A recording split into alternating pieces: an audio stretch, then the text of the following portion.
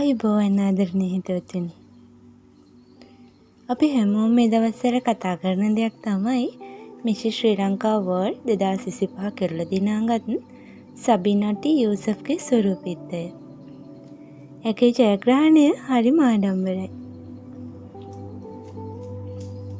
ඉතින් මට ඔයාගෙන් අහන්න හිතුණා රැජිනක් වෙන්න ඔයාට විශාල වේදිකාවක් අවශ්‍යමද?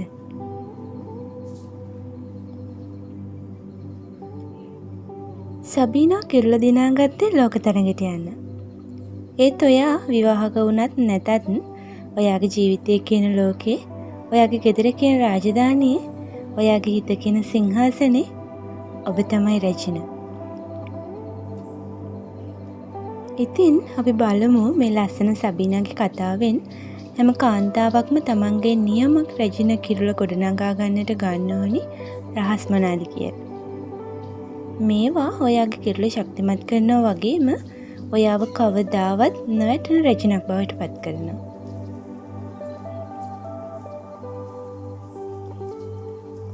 හොඳට බලන්න, සබීනා කියන්නේ ව්‍යවසායිකාවක්.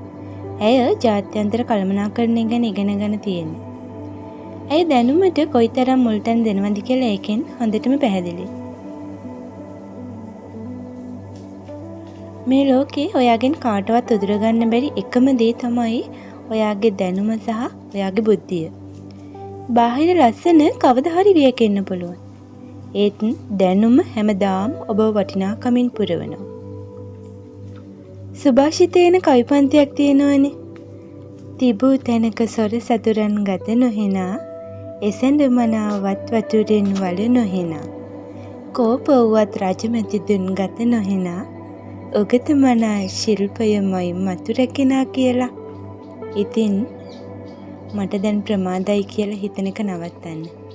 ඔයා ගෘහණියක් වෙන්න පුළුවන්, කාර්යාලයක වැඩ කරන කෙනෙක් වෙන්න පුළුවන්. ඒත් දවසට විනාඩි 30ක් අලුත් දෙයක් ඉගෙන ගන්න වෙලාව හොයාගන්න. ඔබේ මොළය දියුණු කරන තරමට ඔබේ තීරණ බලවත් වෙනවා. මතක තියාගන්න. ඔබේ දැනුමේ කිරුළ තමයි ඔබව ආත්ම විශ්වාසයෙන් ඉහළට ඔසවන්නේ. රූ රැජින තරඟයකට ගියත් සබීනා අවධාරණය කළේ සැබෑ ලස්සන තියෙන්නේ හැසිරීම සහ සමාජයට දක්වන ගෞරවය තුළ බවයි. ඇය පිළිකා සහ වකුගඩු රෝගීන් වෙනුවෙන් ඇගේ වේදිකාව භාවිතා කරනවා. කිරුළක් දරන රැජිනක් වෙන්න අනිවාර්යෙන්ම සුපිරි මොඩල් එකක් වෙන්න අවශ්‍ය නැහැ. ඔබ තුළ තියෙන කරුණාව, සංවේදී බව, ඒ වගේම අනිත් අය වෙනුවෙන් හිතන හදවත තමයි ඔබව ලස්සන කරන්නේ. ඔයාගේ පුංචිම හරි යහපත් ක්‍රියාවකින් අද දවස පටන් ගන්න.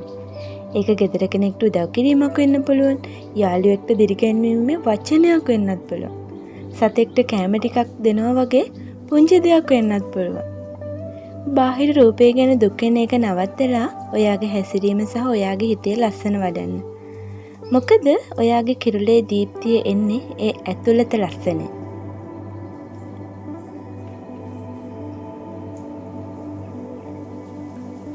සබීනා ජයග්‍රහණයෙන් පස්සේ පුදුම විදිහට කතා කළා ඇගේ සැමියා, මව සහ පවුලේ අය ගැන. ඇය කිව්වා ඔවුන් තමයි ඇයව දුෂ්කරම අවස්ථාවන්හිදී ඔසවා තිබුවේ කියලා. ලෝකේ ඉන්න සුපිරිම රැජිනටත් ශක්තිය දෙන කණ්ඩායමක් ඕනේ. ඒ කණ්ඩායම තමයි ඔයාට ආදරය කරන, ඔයාව විශ්වාස කරන පවුලේ අය සහ ඔයාගේ යාළුවෝ. අමාරු වෙලාවට තනියම දුක් විඳින්න එපා. ඔයාගේ ඩ්‍රීම් ටීම් එකට කතා කරන්න. උදව් ඉල්ලන්න බය වෙන්න එපා. ඒ වගේම ඔවුන්ට ආදරේ අපහු දෙන්නත් අමතක කරන්න එපා. ඔවුන් වගේ කරන්න. මොකද ඔවුන් තමයි ඔබේ කිරුළ බිම වැටෙන්න නොදී ආරක්ෂා කරන්නේ. සබීනා අවුරුදු ගානක සීනය සැබෑ කරගත්තා. ඔයාගේ හීන මොකද්ද? ඒක සාර්ථක ව්‍යාපාරයක් වෙන්න පුළුවන්. හොඳ බිරිඳක්, හොඳ අම්මා කෙනෙක් වෙන එක වෙන්න පුළුවන්. එහෙමත් නැත්නම් නිරෝගී ජීවිතයක් ගත කරන එක වෙන්නත් පුළුවන්. මතක තියාගන්න. වැදගත්ම දේ තමයි සැබෑ රැජිනක් වෙන්න ඔයාට විශාල වේදිකාවක් අවශ්‍ය නැහැ. ඔයාගේ දැනුම, කරුණාව, ඒ වගේම ආදරය මත පදනම් වූ කිරුළ අද ඉඳන් ගෞරවයෙන් දරන්න. ඔයා තමයි ඔයාගේ ලෝකේ වටිනම රැජින. ඉතින් සබීනාගේ මේ කතාවෙන් අපිට තේරුම් ගන්න පුළුවන් ලොකුම දේ මොකද දන්නවද? අපේ හීනවලට කවදාවත් අවසන් දිනයක් නැහැ. ඒ වගේම ඔබේ වටිනාකම තීරණය කරන්න කාටවත් ඉඩ දෙන්න ඕනෙත් නැහැ. අද මේ වීඩියෝ එක නවත්තලා වෙනස පටන් ගන්න වෙලාව. ඒ වෙනස පටන් ගන්න ඕනේ ඔබෙන්. ඔයා තාම ඉගෙන ගන්න බයද? බය නැති කරන්න. ඔබ වෙනුවෙන් ආයෝජනය කරන්න. අමාරු වුණත් නැවත නැගිටින්න බය වෙන්න එපා. ඒ බයත් නැති කරන්න. දැන් ඔබේ අත ඔබේ හදවත මත තියාගෙන හිතන්න. ඔබ තමයි ඔබේ ජීවිතේ නියම වීරයා.